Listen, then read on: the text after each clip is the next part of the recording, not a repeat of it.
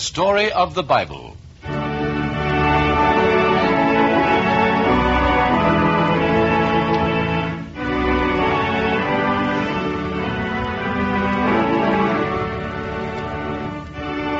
After the Lord God had cast Adam and Eve forth from the Garden of Eden, they went into the world and took up their life under the conditions decreed by God.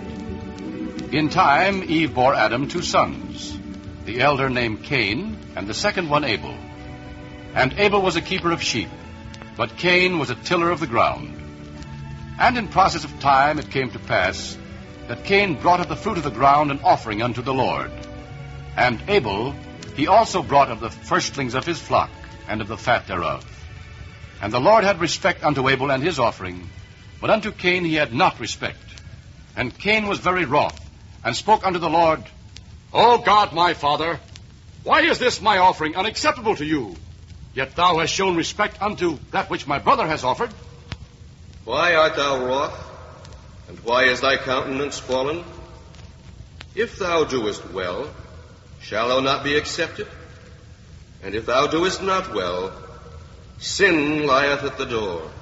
And so Cain took himself from the presence of the Lord, and went unto his fields and vineyards. In his heart was not understanding of that which God had said unto him, but a gnawing worm of jealousy and despair. And it came to pass that one day he sought his brother Abel in the field, and found him near his flock, caring for a lamb that was ill.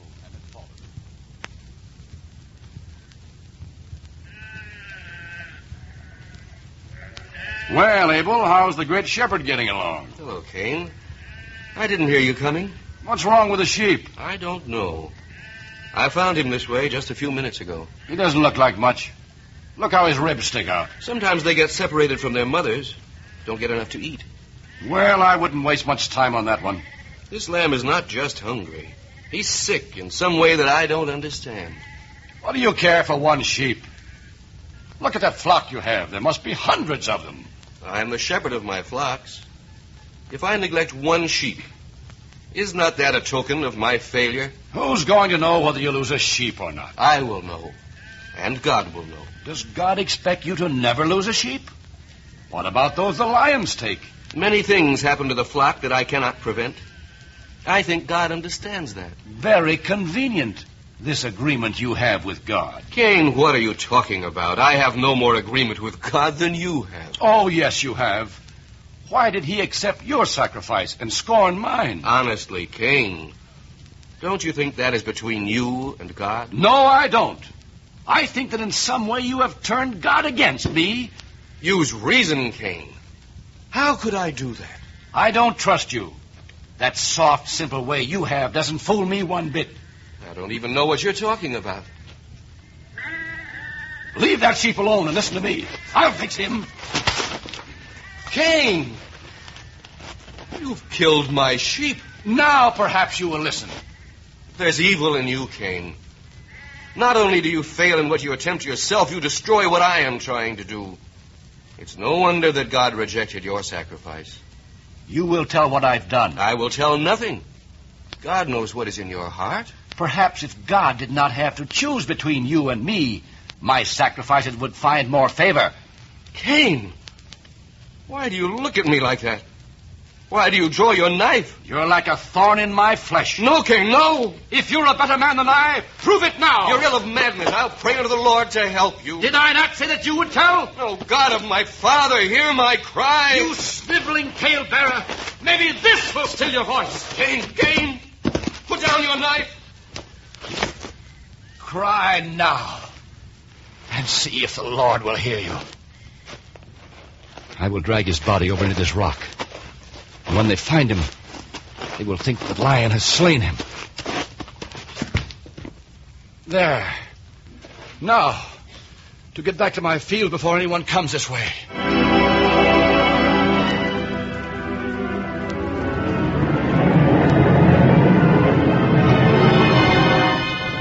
A storm is gathering. It will ruin my crop.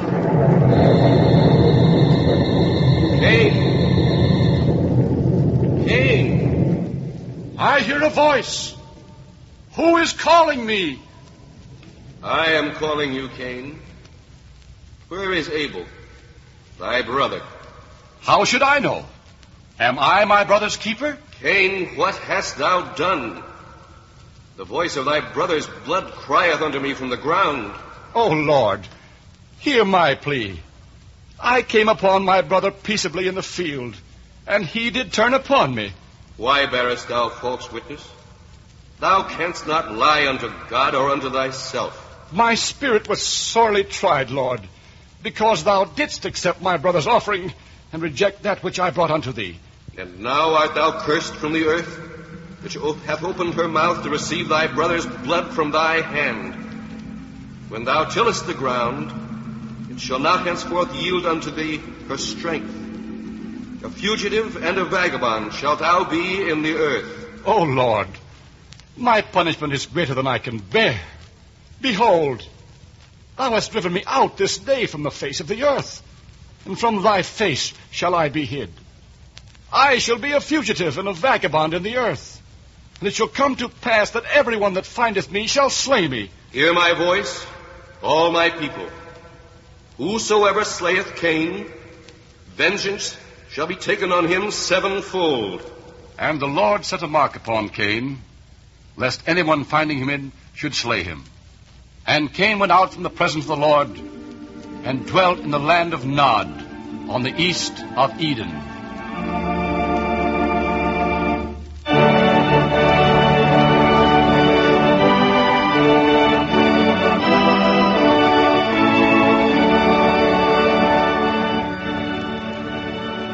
And it came to pass, when men began to multiply on the face of the earth, that God saw that the weakness of man was great, and every imagination of the thoughts of his heart was only evil continually. And it repented the Lord that he had made man on earth, and it grieved him at his heart. And the Lord said, I will destroy man whom I have created from the face of the earth, both man and beasts and the creeping thing and the fowls of the air. For it repenteth me that I have made them. Now there lived in the land at this time a man named Noah. Noah was descended from Enoch, whose grandfather was Seth, the third son of Adam and Eve. Noah was a just man, and walked with God. And God said unto Noah, The end of all flesh is come before me. For the earth is filled with violence, and behold, I will destroy them with the earth. Thy will be done, O Lord. Make thee an ark of gopher wood, and this is the fashion which thou shalt make it of. The length of the ark shall be 300 cubits, the breadth should be 50 cubits, and the height should be 30 cubits. A window shall thou make to the ark, and have rooms within, and the door of the ark shall thou set on the side thereof. With lower, second, and third stories shalt thou make it. I hear thy voice, and obey. And behold, I shall bring a flood of waters upon the earth to destroy all flesh, and everything that is in the earth shall die. But with thee will I establish my covenant. And thou come into the ark, thou and thy sons, and thy wife and thy sons' wives with thee. And of every living thing of all flesh, 2 of every sort shalt thou bring into the ark to keep them alive with thee. They shall be male and female. And take thou with thee of all food that is eaten, and gather it to thee, and it shall be food for thee and for them. Thus did Noah. And so it came to pass that many days hence he completed the building of the ark, even as the Lord had commanded him, and went unto his house at the eventide, joyous that the work was done. He found his wife weary, for she too had been working, supervising the gathering of the food. It's finished, my dear. At last it's finished. Well, I certainly hope you know what you're doing. You sound tired. Is anything wrong? Everything is wrong. Have you any idea what people are saying? People? Saying about what? About you, me, all of us. What's wrong with us? They're saying we're crazy. I certainly don't see why. You don't? Well, now that you've finished that Ark? Have you taken a good look at it? It looks all right to me. It's just as God described it. People don't know about that. And you must admit, it looks like a strange way for a man to spend his time. I hadn't thought of it that way. All I know is what God told me. Well, I'm certainly glad it's finished. I couldn't have stood another day. Look at our house, just filled with the things you've had me collecting. Now be patient. I'm sure we'll find a use for everything. What on earth do you want all these animals for? Every time I open the door, something sticks its head in. Be of good faith. I am sure God has a reason for all this. Well, when is God going to do, what he said? I don't know. Do you mean to tell me that you've done all of this and you don't even know when? No. I have told you all that God said when he came to me. Of all people on earth, why did he have to come to you? Look at our home. I have no idea why he came to me, but I have done everything he commanded. I hope he's satisfied. Hold your faith, woman.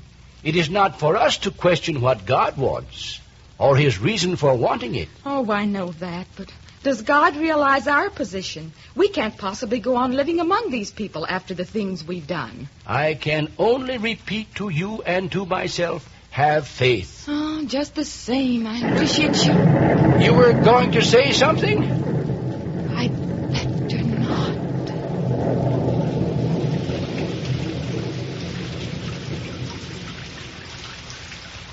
The rain has come, even as the Lord promised. Arise, Noah. Come thou, and all thy house into the ark. For thee have I seen righteous before me in this generation. Of every clean beast shalt thou take to thee by sevens, and the beasts who are not clean by the two, the male and his female. Of fowls of the air also by sevens, to keep seed alive upon the face of all the earth. For I will cause it to rain upon the earth 40 days and 40 nights, and every living substance that I have made will I destroy from off the face of the earth. And Noah went in with his sons and his wife and his sons' wives because of the waters of the flood.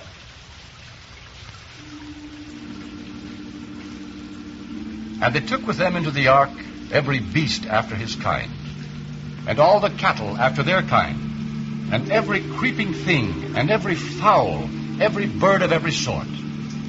And they went in with Noah into the ark, 2 and 2 of all flesh, wherein is the breath of life. And the flood was 40 days upon the earth, and the waters prevailed and were increased greatly. And the ark went upon the face of the waters. 15 cubits upward did the waters prevail, and the mountains were covered. And all flesh died that moved upon the earth, and every man, all in whose nostrils was the breath of life, were destroyed from the earth. And Noah only remained alive, and the waters prevailed upon the earth 150 days. And it came to pass at the end of 40 days that Noah opened the window of the ark which he had made, and sent forth a dove to see if the waters were abated off the face of the ground. But the dove found no rest for the sole of her foot. And she returned unto him into the ark, for the waters were upon the face of the whole earth. And he stayed yet another 7 days. And again he sent forth the dove out of the ark, and the dove came into him in the evening. And lo, in her mouth was an olive leaf.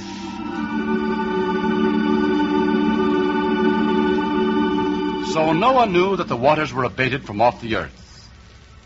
And God spoke unto Noah, saying, Go forth of the ark, be fruitful, and multiply.